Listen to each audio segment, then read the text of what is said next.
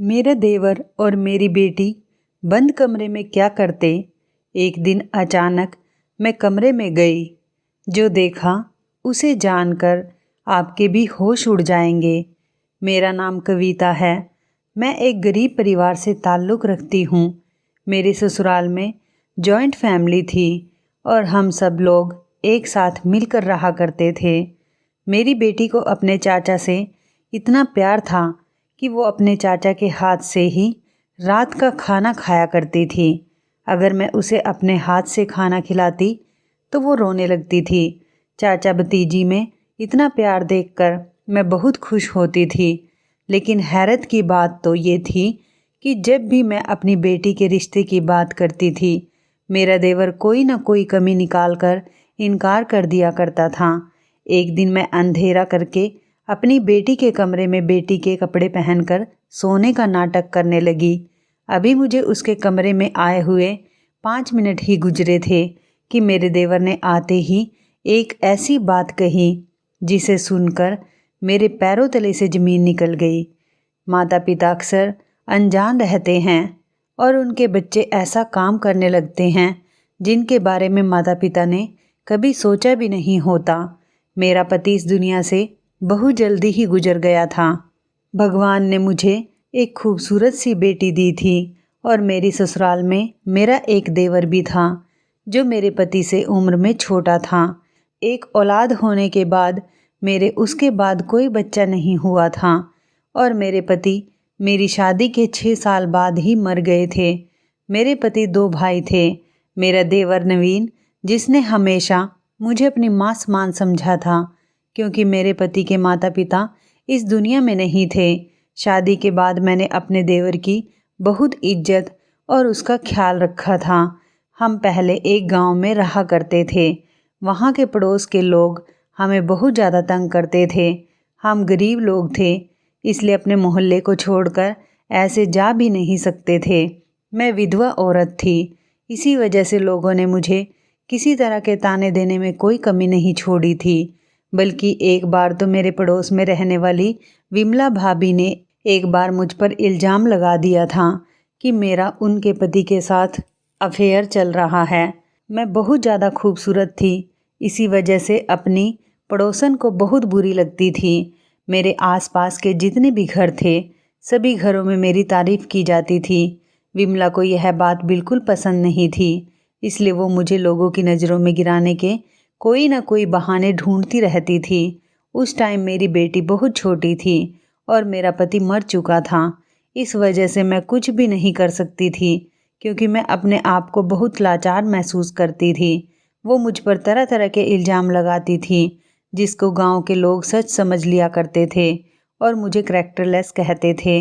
बात मेरी बेटी के नाम तक भी आने लगी थी कि ये ऐसी है तो बड़े होकर इसकी बेटी कैसी होगी। मेरे गांव के लोगों का कहना था कि वो मेरी शादी गांव के किसी गरीब मर्द के साथ कर देंगे, लेकिन मैं ऐसा नहीं चाहती थी क्योंकि मेरी बेटी बहुत छोटी थी। मैं नहीं चाहती थी कि कोई और दूसरा मर्द जो मेरी बेटी को स्वीकार ना कर सके, मैं उस इंसान से शादी नहीं कर सकती। मुझे अब अपनी बेटी की परवरिश की चिंता लगी रहती थी। ये सारी परेशानियाँ मेरे पति के मरने के बाद ही हुई थी। विमला ने मुझे इस कदर तंग कर दिया था, मैं बहुत ज़्यादा परेशान हो गई थी। मेरी शादी मेरे देवर के साथ भी नहीं हो सकती थी क्योंकि वो मुझसे उम्र में बहुत छोटा था। मेरा देवर बहुत समझदार और अच्छा इंसान था और मेरी बहुत इज्जत किया करता था, लेकिन मैं किसी और से शादी नहीं कर सकती थी क्योंकि इस गांव में विमला की वजह से मेरी काफ़ी बेइज्जती हो चुकी थी। तो इस गांव में रहते हुए कभी भी मैं खुशहाल नहीं रह सकती थी। एक दिन तो बात बहुत ज़्यादा हद से बढ़ गई थी। विमला ने सारे गांव में मशहूर कर दिया था कि मैं अपने घर में गैर मर्दों को मिलने के लिए बुलाती हूँ। मेरे देवर को जब ये बात पता चली तो वो कहने लगा, भाभी मुझे आप पर पूरा भरोसा है, हम ये घर छोड़कर कहीं चलते हैं। यहाँ पर हम लोगों की ज़्यादा ही बदनामी हो गई है और फिर हमें अनन्या का भी तो ख्याल रखना है।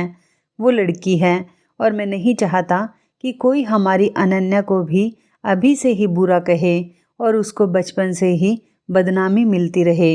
विमला बहुत बुरी औरत है उसने आपकी सारे गांव में बदनामी करवा दी है।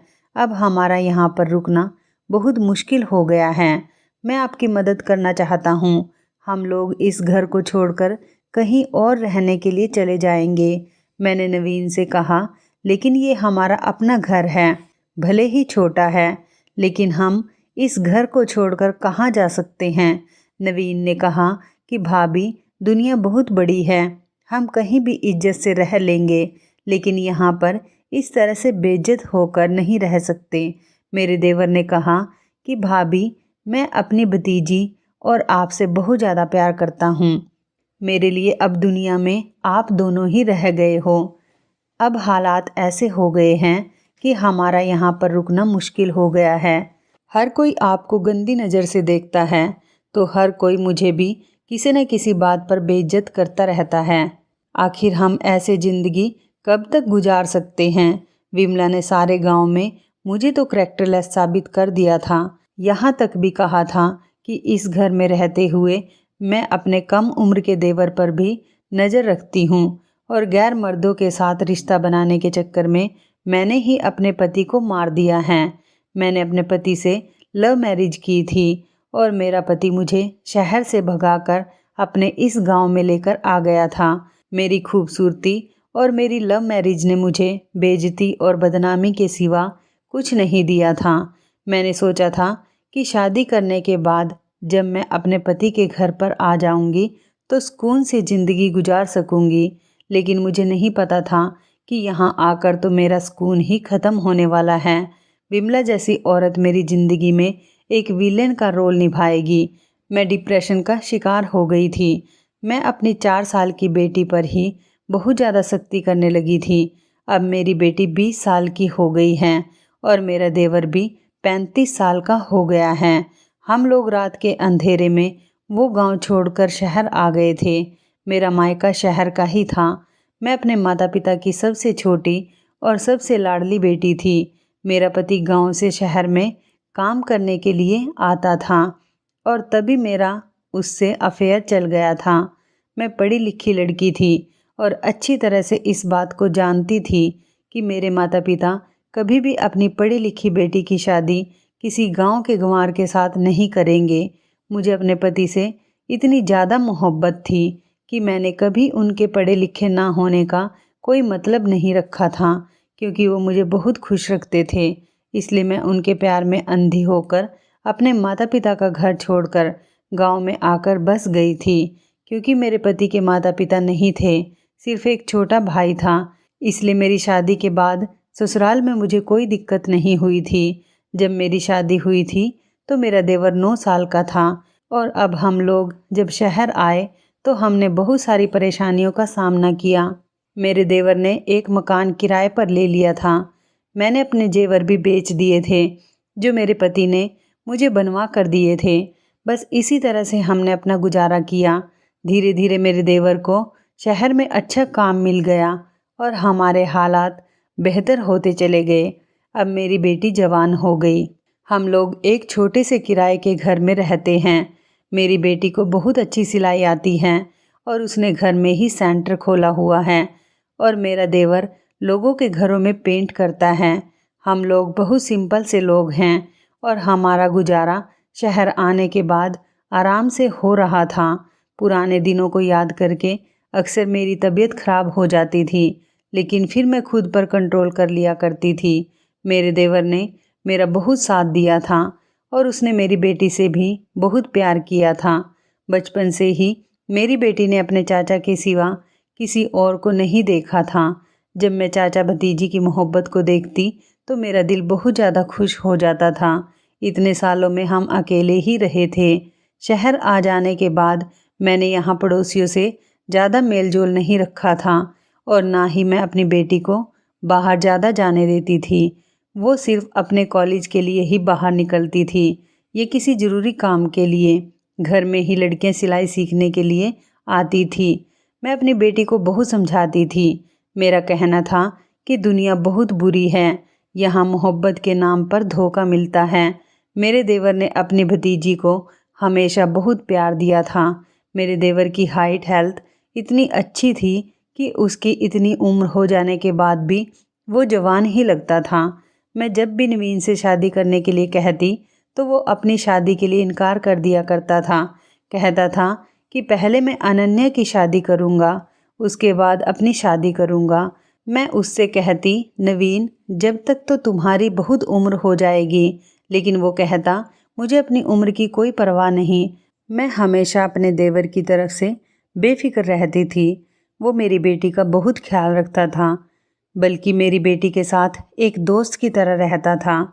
मेरे देवर ने कभी पढ़ाई लिखाई नहीं की थी, लेकिन शहर आने के बाद उसने अपनी कमाई से मेरी बेटी को पढ़ाया लिखाया था। और उसके बाद जब मेरी बेटी बड़ी हुई तो उसने अपने चाचा को ट्यूशन दी, जिसकी वजह से मेरा देवर भी पढ़ना लिखना जान गया था। मुझे इन दोनों का प्यार देखकर बहुत खुशी होती थी, लेकिन फिर कुछ अजीब होने लगा था। इतना अजीब कि मैं हैरान और परेशान रहने लगी थी। मेरी बेटी मेरे हाथ से खाना खाया करती थी, लेकिन कुछ दिनों से वो जिद कर रही थी कि वो खाना खाएगी तो अपने चाचा के हाथ से ही खाएगी। मैंने अपनी बेटी को समझाया कि तुम्हारे चाचा सो गए हैं, सुबह उनको काम पर भी जाना होता है, इसलिए वो जल्दी उठते हैं, तुम खाना खा लो और सो जाओ। लेकिन उसका कहना था कि चाचा को ही बुलाओ, मैं अपने चाचा के हाथ से ही खाना खाऊंगी। मुझे उसकी बात से गुस्सा आ गया। मैंने उससे कहा, यह क्या हरकत है, छोटे बच्चों की तरह जिद क्यों लगा रखी है। इतनी ही देर में मेरी कड़क आवाज़ सुनकर मेरा देवर नवीन भी अनन्या के कमरे में आ गया था। शायद मेरी कड़क आवाज़ ने उसको जगा दिया था। उसका कहना था कि भाभी आप क्यों शोर कर रही हो। मैंने उसको बताया कि ये जिद कर रही है कि इसको तुम्हारे हाथ से ही खाना खाना है।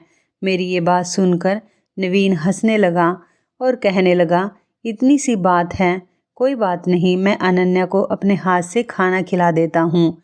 अनन्या ने नवीन के हाथ से खाना खा लिया और नवीन अनन्या के कमरे में ही लगभग 1 घंटे तक बैठा रहा। रात के 11 बज चुके थे। मैंने कहा, खाना खिलाते खिलाते तुमने पूरा 1 घंटा लगा दिया। सुबह तुम जल्दी उठते हो, इस तरह से इतनी रात तक जागोगे तो फिर कैसे सुबह को आँख खुलेगी। तो वो कहने लगा, भाभी हम चाचा भतीजी बातें कर रहे थे, बस बातें करने में ही कुछ टाइम लग गया था। मैंने नवीन से कहा, बातें करने में टाइम ख़राब मत किया करो, चलो जाकर सो जाओ। मुझे बड़ी हैरानी हो रही थी कि अचानक अनन्या को क्या जिद लग गई है कि उसको अपने चाचा के हाथ से ही खाना खाना है।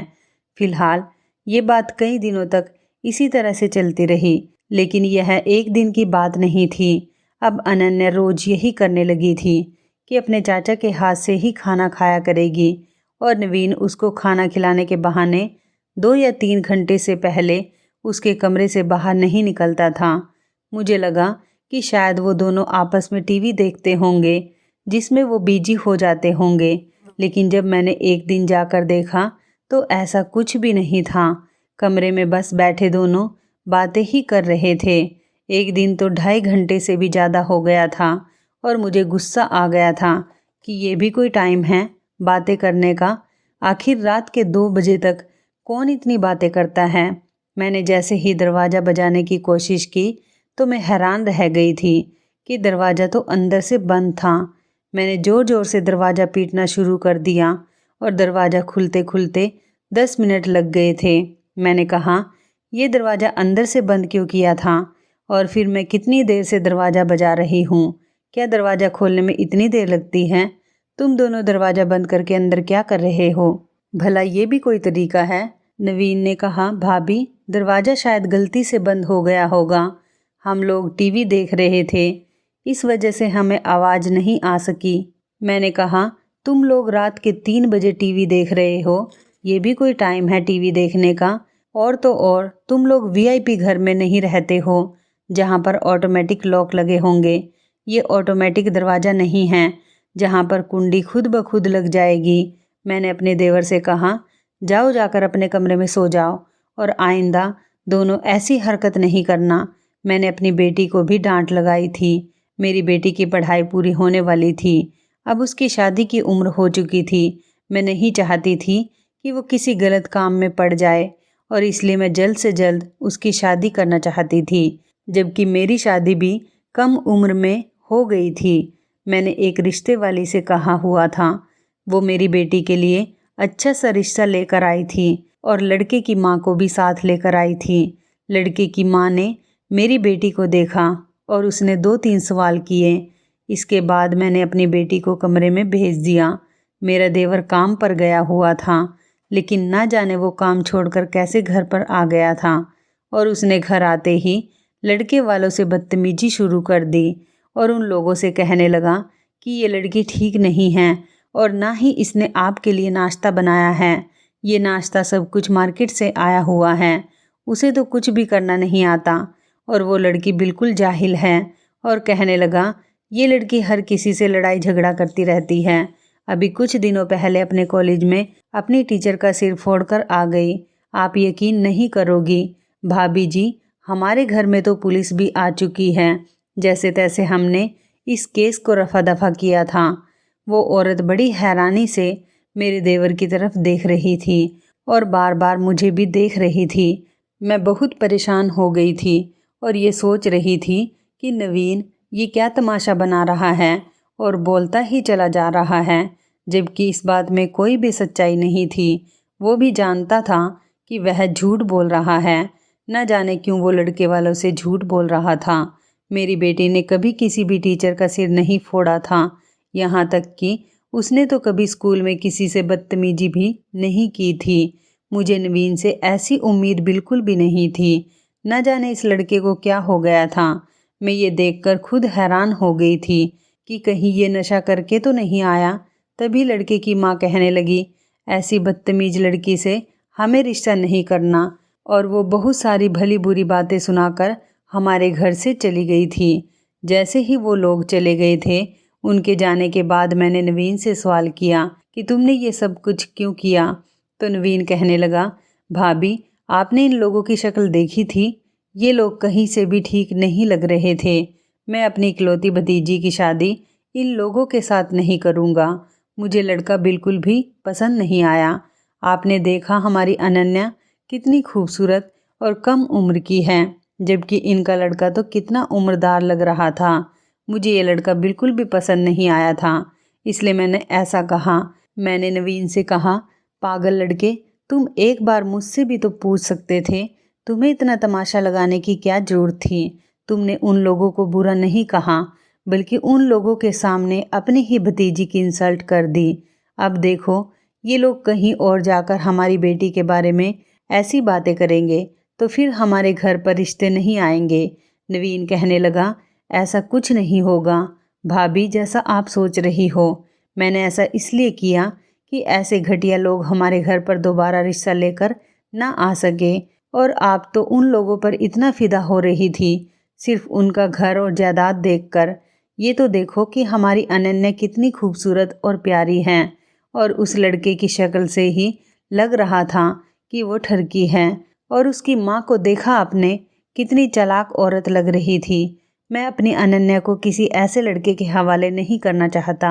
मुझे नवीन की इस हरकत पर बहुत गुस्सा आ रहा था, लेकिन अब जो होना था वो हो गया था। उन लोगों से दोबारा बात करने का कोई फ़ायदा नहीं था। अगर मैं कहती कि मेरा देवर मजाक कर रहा था, तब भी वो लोग मेरी बात को नहीं मानते। शाम के टाइम पर नवीन और अनन्या आंगन में बैठे हुए समोसे खा रहे थे और खूब खुल खुलकर हंसी मजाक कर रहे थे, जबकि मेरा तो मूड बहुत ख़राब था। न जाने उनको किस बात की खुशी थी।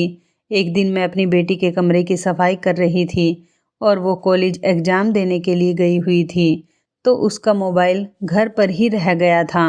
मैं उसके कमरे में ही मौजूद सफाई कर रही थी। तभी अचानक अनन्या के मोबाइल पर किसी का फ़ोन आने लगा।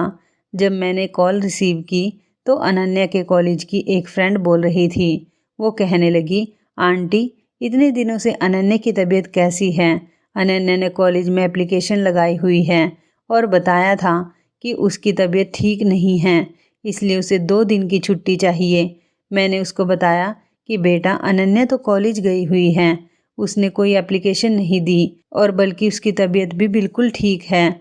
उसने कहा, नहीं आंटी, उस एप्लीकेशन पर तो आपके भी साइन थे, अनन्या ने तो मुझे बताया था कि कॉलेज में एग्ज़ाम चल रहे हैं और वो एग्ज़ाम देने के लिए ही कॉलेज गई हुई है।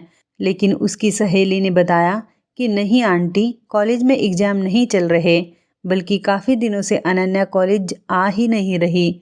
मैं बहुत परेशान हो गई थी कि ना जाने मेरी बेटी यह क्या कर रही थी।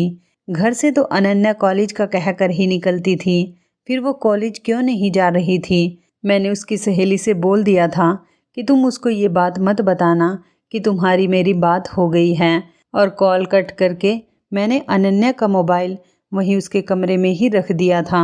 शाम को मैंने नवीन और अनन्या को बुलाया। कमरे का माहौल बिल्कुल अदालत जैसा बना हुआ था।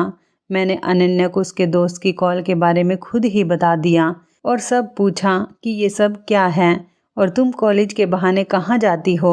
तुम्हारी सहेली बता रही थी तुम लगभग 5 दिन से कॉलेज नहीं जा रही हो और तुमने एप्लीकेशन भी दी हुई है जिस पर तुमने मेरे फर्जी साइन कर दिए हैं।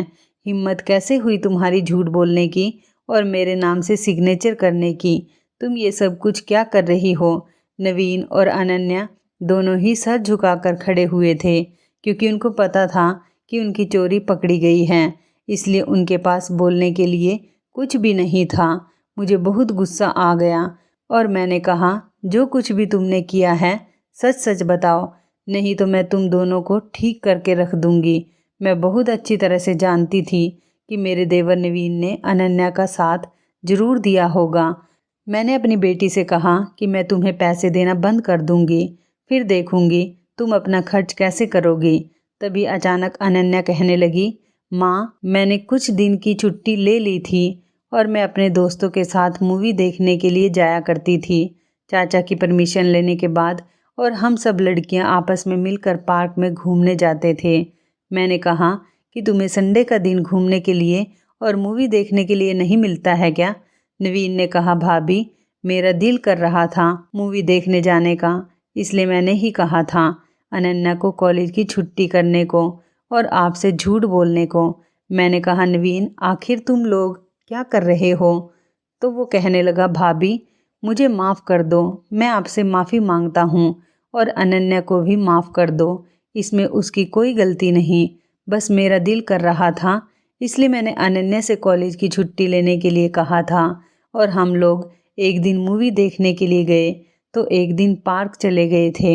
इन दोनों का बिहेवियर मुझे बिल्कुल भी समझ में नहीं आ रहा था। न जाने ये लोग क्या कर रहे थे। घर में भी मेरा देवर और मेरी बेटी यही सब अजीब अजीब तरह की हरकतें किया करते थे। मैं अब इन दोनों पर कड़ी नज़र रखने लगी थी। ये दोनों घर में खूब हंसी मजाक करने लगे थे तो कभी आपस में 2-2 घंटे बैठकर बातें करते थे। चाचा भतीजी में कुछ ज़्यादा ही मोहब्बत हो गई थी। इन दोनों को एक दूसरे के अलावा और कोई दिखाई नहीं दे रहा था। इस बीच मैंने अनन्या के लिए एक और रिश्ता देखना शुरू कर दिया और मैंने अपने देवर को कहा था, अगर लड़के में कोई कमी दिखे तो मुझे बताना। लोगों के सामने तमाशा बनाने की कोई ज़रूरत नहीं, क्योंकि तुम इतना नहीं जानते हो कि ऐसा करने से तुम्हारी अपनी भतीजी की ही बदनामी होगी और इस तरह से तुम्हारी भतीजी के रिश्ते आने भी बंद हो जाएंगे। ये बात सुनकर मेरे देवर ने एक बड़ी अजीब सी बात कही। उसने कहा कि मेरी भतीजी को रिश्तों की कोई कमी नहीं। मैंने नवीन से कहा कि क्या कहना चाहते हो तुम, मतलब क्या है तुम्हारा कि रिश्तों की ज़रूरत नहीं। मेरा देवर कहने लगा, भाभी, बस मेरे मुंह से निकल गया, ऐसी भी कोई बात नहीं। मैं तो अपने देवर और अपनी बेटी से बहुत ज़्यादा परेशान हो गई थी। पता नहीं ये क्या करते रहते थे और अपने दिमाग में क्या सोचते हैं। ये मेरी ही वजह से हुआ था कि मैंने अपने देवर और अपनी बेटी को कुछ ज़्यादा ही छूट दी हुई थी। इस बार मैंने अपनी बेटी के लिए जो रिश्ता ढूंढा था उसमें कोई गलती निकाल ही नहीं सकता था। लड़का बहुत कम उम्र का था, देखने में भी हैंडसम था। उसकी फैमिली भी बहुत अच्छी थी और अमीर परिवार से ताल्लुक़ रखता था। उसके माता पिता बैंक में नौकरी करते थे। लड़का खूबसूरत और गोरा चिट्टा था और मेरी बेटी से उम्र में ज़्यादा बड़ा भी नहीं था, बल्कि उसकी उम्र के बराबर ही होगा। और लड़के वालों को मेरी बेटी बहुत पसंद आ गई थी क्योंकि मेरी बेटी अनन्या बहुत ज़्यादा खूबसूरत थी। मैंने जब अपने देवर की तरफ देखा कि अब तो वो कोई गलती नहीं निकाल सकता, नवीन चेहरे से बहुत ज़्यादा परेशान लग रहा था। लड़के वालों ने कहा कि हमें आपकी बेटी बहुत पसंद आ गई है और हम जल्द से जल्द मंगनी की रस्म करना चाहते हैं और जल्द से जल्द शादी करके आपकी बेटी को अपने घर लेकर जाना चाहते हैं। मुझे ये बात सुनकर बहुत खुशी हुई थी और मुझे उनकी यह बात बहुत अच्छी लगी थी। उन्होंने कहा, अब हम आपके घर पर आ गए हैं, एक बार आप हमारे घर आकर सारी इन्फॉर्मेशन ले लो, उसके बाद सारी बात बैठकर कर ली जाएगी और शादी की डेट भी फिक्स कर ली जाएगी। मुझे एक बात बहुत पसंद आई थी, उन्होंने हमें अपने घर आने के लिए फ़ौरन ही इनवाइट कर दिया था। मैंने भी कह दिया था कि हम 2-3 दिन बाद आप लोगों के घर पर आ जाएंगे। जब वो लोग हमारे घर से चले गए तो मेरा देवर कहने लगा, हम यहाँ पर भी रिश्ता नहीं करेंगे। मैंने नवीन की तरफ हैरान होकर देखा, जैसे कि वो मेरी बेटी की शादी होने देना ही नहीं चाहता था। मैंने कहा, क्यों नहीं करेंगे, क्या खराबी है इस रिश्ते में? मैंने कहा, ऐसे रिश्ते तो नसीब वालों को मिलते हैं। इतना पढ़ा लिखा लड़का है कि मैं तो यहाँ अपनी बेटी की शादी करने के लिए तैयार हो गई हूँ और शुक्र करो जो तुम्हारी भतीजी के भाग जाग चुके हैं। मैं तो अपनी बेटी की शादी इसी परिवार में करूँगी और वो भी जल्द से जल्द करके रहूँगी। कहीं ऐसा ना हो कि ये रिश्ता हमारे हाथ से निकल जाए। वो लोग बहुत अमीर और पढ़े लिखे लोग हैं, साथ ही अपने घर की बहू बेटियों पर कोई बाउंडेशन भी नहीं लगाते हैं। मुझे उन लोगों की ये बात बहुत अच्छी लगी थी कि उनका कहना था कि 2 दिन बाद ही आप अपनी बेटी को अपने साथ लेकर हमारे घर पर आ जाओ। दोनों बच्चे आपस में बैठकर बातें कर लेंगे, क्योंकि उन दोनों को एक साथ अपनी ज़िंदगी गुजारनी है, इसलिए उनका बात करना बहुत ज़रूरी है। मुझे उनका ये बिहेवियर बहुत ज़्यादा पसंद आया था, क्योंकि ऐसे लोग बहुत कम होते हैं जो लड़का लड़की को शादी से पहले बात करने की परमिशन देते हैं। मैंने तो अपने देवर से और अपनी बेटी से दोनों से ही कह दिया था कि शादी तो वहीं पर ही होगी। दोनों मेरी इस बात पर खामोश हो गए थे। मैंने उनकी इस खामोशी को हाँ समझ लिया था, क्योंकि खामोशी का मतलब यही होता है। मैं लड़के वालों के घर जाने की तैयारी करने लगी थी। मैंने अनन्या के लिए भी एक अच्छा सा सूट निकाल लिया था और अपनी भी खूब अच्छी सी तैयारी कर ली थी। लेकिन जब 2 दिन बाद हमें उनके घर पर जाने के लिए निकलना था तो घर में ना तो नवीन मौजूद था और ना ही अनन्या। दोनों ही घर से ये कह कर निकले थे कि दोनों लड़के वालों की फैमिली के लिए गिफ्ट लेने जा रहे हैं, क्योंकि खाली हाथ जाना अच्छा नहीं लग रहा था। लेकिन उन दोनों को मार्केट गए हुए 3 घंटे बीत चुके थे, अभी तक वो घर पर वापस नहीं आए थे। उन लोगों ने हमें दोपहर के खाने पर बुलाया था और दोपहर के 3 बज चुके थे और खाने का टाइम निकला जा रहा था। अगर हम देर से जाते तो वो लोग क्या समझते? ये हमारी इज्जत और बेइज्जती का मामला था। मैंने नवीन को फ़ोन मिलाया तो वो फ़ोन रिसीव ही नहीं कर रहा था और जब कहीं जाकर थोड़ी देर बाद फ़ोन रिसीव किया तो कह दिया कि हम लोग आ रहे हैं, बस रास्ते में ही हैं, ट्रैफिक ज़्यादा है इस वजह से देर हो रही है। लेकिन थोड़ी देर के बाद मेरे देवर ने अपना मोबाइल नंबर स्विच ऑफ कर दिया और मेरी बेटी का नंबर भी स्विच ऑफ जा रहा था। मैं बार बार दोनों का नंबर ट्राई कर रही थी और बहुत ज़्यादा परेशान हो गई थी। दोनों का ही नंबर स्विच ऑफ जा रहा था। शाम के 4 बज चुके थे और अभी तक मेरे देवर और बेटी का पता नहीं था। लड़के वाले बार बार कॉल कर रहे थे कि आप लोग आ नहीं रहे क्या? मैं उनको कोई ना कोई बहाना बनाकर कह देती कि बस थोड़ी देर में आ रहे हैं। मुझे उन लोगों के सामने बहुत शर्मिंदा होना पड़ रहा था। मैंने सोचा भी था कि मैं खुद चली जाऊं, लेकिन अगर वो मुझसे पूछते कि आपकी बेटी और बेटा कहाँ हैं, वो साथ नहीं आए, तो मैं क्या जवाब देती? अब जब शाम के 6 बज चुके थे, फिर मैंने अपना फ़ोन भी स्विच ऑफ कर दिया था, क्योंकि मुझ में उनके सवालों के जवाब देने की हिम्मत नहीं थी। जब रात के 8 बज गए तो दोनों चाचा भतीजी हंसते हुए घर में दाखिल हो रहे थे। मुझे दरवाजे पर खड़ा हुआ देखकर उनके चेहरे की मुस्कुराहट गायब हो गई थी। मैंने कहा, तुम दोनों को गए हुए पूरे 8 घंटे हो गए हैं, आखिर तुम लोग अब तक गिफ्ट्स ला रहे हो? मेरा देवर कुछ बोलने ही वाला था कि मैंने अपने देवर के मुंह पर थप्पड़ मार दिया और कहा कि ये क्या बदतमीजी लगाई हुई है। कहाँ थे तुम दोनों अभी तक? पहली बार मैंने अपने देवर पर हाथ उठाया था क्योंकि वही मेरी बेटी को मार्केट लेकर गया था। मैंने कहा कि तुम लोग जानते हो कि तुम लोगों ने मुझे कितना शर्मिंदा करवाया है। मेरी बेटी तो खामोश खड़ी हुई थी, लेकिन नवीन कहने लगा, भाभी आप मेरी बात कान खोल कर सुन लीजिए, मुझे इस घर में अपनी भतीजी का रिश्ता नहीं करना। मैंने कहा, क्या मुसीबत है? सब कुछ तो ठीक है, घर परिवार, लड़का, उसके माता पिता, उसकी नौकरी, तो अब तुम्हें क्या परेशानी है? अब किस बात की कमी निकालोगे? इस पर नवीन ने कहा कि लड़का कितना ही अच्छा हो, लेकिन मुझे अपनी भतीजी की शादी इस लड़के के साथ नहीं करनी। अनन्या की मुझे किसी से भी शादी नहीं करनी। और ये कहकर वो दोनों घर के अंदर चले गए और अपने अपने कमरों में जाकर बंद हो गए। मेरे देवर ने कभी भी मुझसे ऊंची आवाज़ में बात नहीं की थी और कभी वो मेरी मर्जी के खिलाफ नहीं गया था। आज फिर उसको क्या हो गया था? मैं सारी रात जागती रही और परेशान थी। मैंने ये भी देखा था कि कभी नवीन मेरी बेटी के कमरे में सारी रात नहीं बैठता था। न जाने ये लोग आपस में क्या खिचड़ी बना रहे थे। एक दिन मैंने अनन्या से कहा कि तुम मेरे कमरे में जाकर सो जाओ, मुझे आज तुम्हारे कमरे की सफाई करनी है। अनन्या मेरे कमरे में जाकर सो गई थी। मैंने अनन्या जैसा सूट पहन लिया था और उसके कमरे में जाकर बेड पर लेट गई थी। मैं ऐसे बिहेव कर रही थी जैसे मैं गहरी नींद में सो रही हूँ। मेरे जाने के लगभग 1 घंटे बाद नवीन भी अनन्या के कमरे में आ गया था और उसने अंधेरे में मेरे करीब आकर कहा, क्या हुआ, आज इतनी जल्दी सो गई हो? आज तो बहुत सारा काम करना है। मैं ऐसे एक्टिंग कर रही थी कि जैसे मैं जाग गई हूँ, लेकिन मैंने अपना चेहरा ढका हुआ था और कमरे में अंधेरा भी था, जिसकी वजह से मेरा देवर मुझे पहचान नहीं सका था। मेरा देवर कहने लगा, अभी सिर्फ 24 घंटे ही बाकी हैं, फिर हमें किसी से भी डरने की या छुपाने की कोई ज़रूरत नहीं। हम जो करेंगे खुल्लम खुल्ला करेंगे और भाभी भी हमें नहीं रोक पाएंगी। आज मैं इतना खुश हूँ कि तुम्हें क्या बताऊँ।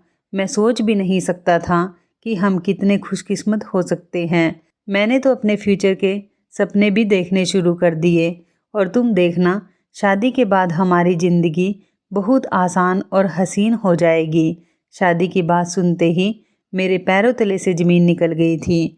आखिर मेरा देवर ये किस तरह की बातें कर रहा था, वो भी अपनी बेटी जैसी भतीजी के साथ। वो कहने लगा, तुमने अपनी शादी के कपड़ों का इंतज़ाम तो कर लिया है ना? ऐसा ना हो कि आखिरी टाइम पर तुम शॉपिंग करने की जिद करने लगो। मैंने तो अपनी शॉपिंग करनी शुरू कर दी। जैसे ही मेरे देवर ने ये बात कही तो मैं झटके से उठ गई और मैंने लाइट ऑन कर दी और अपने देवर के मुंह पर थप्पड़ दे मारा और उससे कहने लगी कि तुम ये किस तरह की घटिया बातें कर रहे हो? तुम किसी से शादी करना चाहते हो तो तुम किसकी शादी पर कपड़े पहनने की बात कर रहे हो? ये सब तुम क्या कह रहे हो? नवीन, बताओ मुझे, आज मैं सारी सच्चाई जानना चाहती हूँ। मेरे शोर की आवाज़ सुनकर अनन्या भी वहाँ पर आ गई थी और आकर मेरा हाथ पकड़ लिया और कहने लगी, माँ, चाचा को मत मारो, मैं आपको सब कुछ सच सच बताती हूँ। मैंने अपनी बेटी से चिल्लाते हुए कहा, हाँ बताओ, तुम क्या बताना चाहती हो और क्या समझाना चाहती हो? मैंने तुम लोगों को ज़रूरत से ज़्यादा प्यार दिया, इसी बात का तो तुम फ़ायदा उठाते हो। ये रिश्ता हमारे लिए बहुत अच्छा था। तुम्हारा चाचा कहीं भी तुम्हारा रिश्ता होने ही नहीं देता। तुम लोग घर से गायब हो जाते हो और अब यहाँ बैठकर ये तुम्हारा चाचा किस तरह की बातें कर रहा था? आखिर ये सब कुछ क्या हो रहा है? प्लीज़ तुम दोनों को मेरी कसम है, मुझे सब कुछ बता दो, नहीं तो मैं अपनी जान ले लूँगी। मैं अपने होश में बिल्कुल भी नहीं थी और जो मेरे मुंह में आ रहा था वो कहे जा रही थी। लेकिन जैसे ही मुझे नवीन और अनन्या ने बात बताना शुरू की, मेरे कदमों तले से ज़मीन निकल गई थी। पहले तो नवीन ने बताया कि मुझे हमारे ही गांव में रहने वाली लड़की से मोहब्बत हो गई, जिस गांव ने आपको बहुत ज़्यादा तकलीफ़ दी, जिन लोगों का जिक्र आप इस घर में बर्दाश्त नहीं कर सकती। और तो और विमला भाभी का जवान बेटा मोहन, अनन्या उससे मोहब्बत कर बैठी और उसी के साथ शादी करना चाहती है। अब ये कोई इत्तेफाक था, ये कुछ और, जो हम दोनों आपसे ही नफरत करने वाले लोगों से मोहब्बत कर बैठे। मुझे तो हमारे गांव के मुखिया की बड़ी बेटी, जिसकी शादी अभी तक नहीं हुई, उससे मेरी मुलाकात तब हुई थी जब मैं एक आदमी के घर में पेंट करने के लिए गया था। वहाँ पर वो आई हुई थी और देखते ही मुझे उससे प्यार हो गया था और इसी तरह से हम दोनों का प्यार बहुत गहरी मोहब्बत में बदल गया था। विमला भाभी के बेटे मोहन की मुलाकात अनन्या से उसके कॉलेज में हुई थी। इसी तरह से इन दोनों की दोस्ती भी मोहब्बत में बदल गई थी। हम दोनों अपने ही गांव के रहने वाले लोगों के साथ मोहब्बत कर बैठे थे, जिनसे आप नफ़रत करती हो। अगर हम आपको ये बात पहले बता देते तो आप हमारी बात को नहीं मानती, इसलिए हमने शादी करने का फ़ैसला कर लिया था और यही बातें हम एक दूसरे से काफ़ी घंटों तक बैठकर करते रहते थे कि क्या करना है, कैसे करना है। और मैं अपनी और अनन्या की शादी के लिए पैसे भी इकट्ठे कर रहा था और वो दोनों भी जानते हैं कि उनके परिवार वाले हमारी शादी के लिए कभी नहीं मानेंगे। इसलिए हम चारों ने घर से भागकर शादी करने का फ़ैसला कर लिया कि हम कोर्ट मैरिज कर लेंगे और फिर धीरे धीरे आप सबको ये बात पता चल जाएगी, तो फिर आप लोग हमें माफ़ कर दोगे। भाभी, हम अपनी मोहब्बत के आगे मजबूर हो गए थे। हम आपको तकलीफ़ नहीं पहुंचाना चाहते थे। हम क्या करते, क्योंकि हम मोहब्बत कर बैठे थे। विमला भाभी का बेटा और गांव के मुखिया की बेटी, वो दोनों ही हमसे सच्चा प्यार करते हैं, तो आपकी मर्ज़ी से शादी कैसे कर सकते थे। इस बीच आप अनन्या का रिश्ता देख रही थी, इसलिए मैं कोई ना कोई बहाना बना दिया करता था और अनन्या का रिश्ता कैंसिल करवा दिया करता था। अनन्या कहने लगी, मम्मी, चाचा मुझसे बहुत प्यार करते हैं। चाचा ने हमेशा मेरा साथ दिया।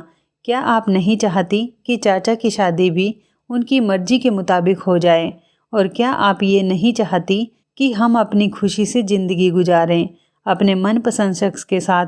नवीन कहने लगा, भाभी, हम नहीं चाहते थे कि आपको हमारी शादी की खबर हो जाए। जब तक हमारी शादी नहीं हो जाती तब तक हम आपसे ये बात छुपा कर रखना चाहते थे, इसलिए हम बहाने बनाते थे। हमें एक दूसरे से अभी और बातें करनी थी और कल के बारे में प्लानिंग भी करनी थी। मेरी बेटी और देवर ने हाथ जोड़ लिए और कहने लगे, हमें माफ़ कर दीजिए। आपको ये सब सुनकर बहुत दुख होगा कि कल हमारी शादी है। अनन्या कहने लगी, माँ, आपने ही तो मुझे सिखाया था कि मेरा इस दुनिया में पिता नहीं है, लेकिन पिता, दोस्त और भाई जैसे चाचा मुझे भगवान ने दिए हैं। इसलिए हम एक दूसरे की मदद करते थे। हमने एक दूसरे की मर्जी से लाइफ पार्टनर पसंद किया। गांव का माहौल अब बिल्कुल बदल गया है, क्योंकि विमला आंटी को गुजरे हुए कई साल हो चुके हैं। तब सब सुधर गए। कोई भी अब आपको वहाँ कुछ नहीं कह सकता, क्योंकि पहले लोग आपकी लाचारी का फ़ायदा उठाया करते थे। अब तो हमारे हालात पहले से बहुत बेहतर हो गए, इसलिए किसी की मजाल नहीं कि कोई मेरी माँ पर उंगली भी उठा सके। आपकी बेटी इतनी हिम्मत वाली हो गई है कि वो अपनी फैमिली के किसी भी मेंबर के साथ बदतमीजी करने वाले के हाथ पैर अच्छे से तोड़ सकती हैं। नवीन कहने लगा, हाँ भाभी, अनन्या बिल्कुल ठीक कह रही है। विमला भाभी का बेटा मोहन बहुत अच्छा और पढ़ा लिखा लड़का है। वो यही अपने शहर में ही नौकरी करता है, अच्छा कमाता है, अच्छा खाता है। मोहन के माता पिता दोनों ही इस दुनिया से जा चुके हैं। अब हमारी अनन्या को वहाँ किसी चीज़ की कोई कमी नहीं होगी। उसका घर भी अब पहले जितना छोटा नहीं रहा। उसने अपनी कमाई से घर को बड़ा कर लिया और मुखिया की बेटी की उम्र मेरी ही जितनी हो गई। मुखिया जी के मरने के बाद उसकी सौतेली माँ ने आज तक उसकी शादी नहीं की, इसलिए मैं उससे शादी करना चाहता हूँ। वो मुझसे बहुत प्यार करती हैं। मैं उसे अपने घर की इज्जत बना लूँगा और मुझे पता है आप उसे बहुत खुश रखेंगी। वो दोनों बोलते जा रहे थे और रोते जा रहे थे। ये बात तो सच थी कि ये लोग अगर मुझे सच बताते तो मैं कभी भी हाँ नहीं करती और उस गांव से कभी उनको नाता जोड़ने नहीं देती। लेकिन शायद सही कहते हैं, आप जो नहीं चाहते वही आपके साथ हो जाता है। मैं उस गांव से बहुत दूर आ गई थी, लेकिन उसी गांव से दोबारा नाता जुड़ गया था। इनको प्यार हुआ तो उसी गांव में रहने वालों से। मैं तो एक तरफ अपना सिर पकड़कर बैठ गई थी। मुझे समझ में नहीं आ रहा था कि मैं क्या फ़ैसला करूं। वो दोनों मेरे कदमों में बैठ गए थे और उन्होंने मेरे पैर पकड़ लिए थे और कहने लगे, प्लीज़ मान जाओ, हमारी खुशी में शामिल हो जाओ। हम उन दोनों के बिना खुश नहीं रह पाएंगे। अगर आप चाहती हो कि हम आपकी मर्ज़ी के मुताबिक शादी कर लें तो जहां आप कहोगे वहीं पर शादी कर लेंगे, लेकिन हम कभी खुश नहीं रहेंगे। मैंने उन दोनों के सर पर हाथ रखा और कहा कि तुम्हें क्या लगता है कि मुझे तुम लोगों की खुशी की कोई परवाह नहीं? हम लोगों की खातिर ही तो उस गांव से निकलकर यहाँ पर आ गए थे और तुम दोनों की वजह से ही मैंने दूसरी शादी भी कभी नहीं की थी। मैंने अपनी सारी ज़िंदगी तुम लोगों के हवाले कर दी थी। क्या अब मैं तुम दोनों के लिए इतनी सी भी कुर्बानी नहीं दे सकती? ठीक है, मैं गांव जाकर मोहन से बात करना चाहती हूँ और उस लड़की के घर पर रिश्ता लेकर जाना चाहती हूँ जिससे नवीन शादी करना चाहता है। शादी अब कोर्ट मैरिज के तरीके से नहीं बल्कि इज्जत के साथ होगी। तुम दोनों की शादी मैं ही करवाऊंगी। तुम्हें कोर्ट मैरिज करने की कोई ज़रूरत नहीं। वो दोनों रोते हुए मेरे गले से लग गए थे। मैंने उन दोनों को बहुत ज़्यादा प्यार किया था। आखिर मेरे लिए मेरा देवर और मेरी बेटी ही सब कुछ थे, इसलिए मैंने अपनी सारी खुशियाँ उन पर कुर्बान कर दी थी। तो क्या मैं उनकी खुशी के लिए इतनी सी भी बात नहीं मान सकती थी? और जिस गांव की बात हो रही थी उस गांव से मुझे बड़ी बेइज्जती मिली थी, लेकिन अब सब कुछ ठीक हो गया है। ये बात काफ़ी सालों पुरानी है, तो मैं भी इस बात को भूलना चाहती हूँ। मैं गांव गई और मुखिया की बेटी से अपने देवर के लिए रिश्ता मांगने चली गई और दूसरी तरफ मोहन के माता पिता तो मर चुके थे, लेकिन उसकी एक कुंवारी बहन थी। वो अपनी बहन को लेकर हमारे घर पर आ गया था। उसने अनन्या का रिश्ता मांग लिया था और फिर एक ही दिन में अपनी बेटी को विदा किया और दूसरी तरफ अपनी देवरानी को घर लेकर आ गई थी। अब वो दोनों बहुत खुश हैं और अपनी ज़िंदगी आराम से जी रहे हैं। मेरी खुशी तो मेरा देवर और मेरी बेटी ही थे, इसलिए मैंने पुरानी सारी बातों को ख़त्म कर दिया था। मेरी बेटी अपनी ससुराल में बहुत खुश रहती है। विमला का बेटा बिल्कुल भी विमला पर नहीं गया। वो बहुत अच्छा और समझदार हैं। उधर मेरी देवरानी भी बहुत अच्छी हैं। तो इस कहानी के बारे में आपकी क्या राय है? कमेंट करके ज़रूर बताइएगा। दोस्तों, आपको हमारी ये मज़ेदार कहानी कैसी लगी? आप हमें कमेंट बॉक्स में ज़रूर बताएं। यदि आपके पास भी ऐसी कोई प्यारी सी कहानी है या फिर ऐसी कोई कहानी जिससे कुछ शिक्षा मिले तो आप हमारे साथ उसको ज़रूर शेयर करें। दोस्तों, यदि आपको हमारी ये वीडियो अच्छी लगे तो आप हमारी इस वीडियो को लाइक शेयर ज़रूर करें और ऐसी ही दिल को छू लेने वाली प्रेरणादायक कहानियाँ सुनने के लिए हमारे चैनल को भी सब्सक्राइब करें। यदि आप हमें फेसबुक पर देख रहे हैं तो आप हमारे फेसबुक पेज को लाइक और फॉलो ज़रूर करें। तो दोस्तों, फिर मिलते हैं ऐसी ही ज़बरदस्त कहानी या टिप्स के साथ नई वीडियो में। तब तक के लिए धन्यवाद। आप सभी अपना ख्याल रखना। आपका दिन शुभ व मंगलमय हो।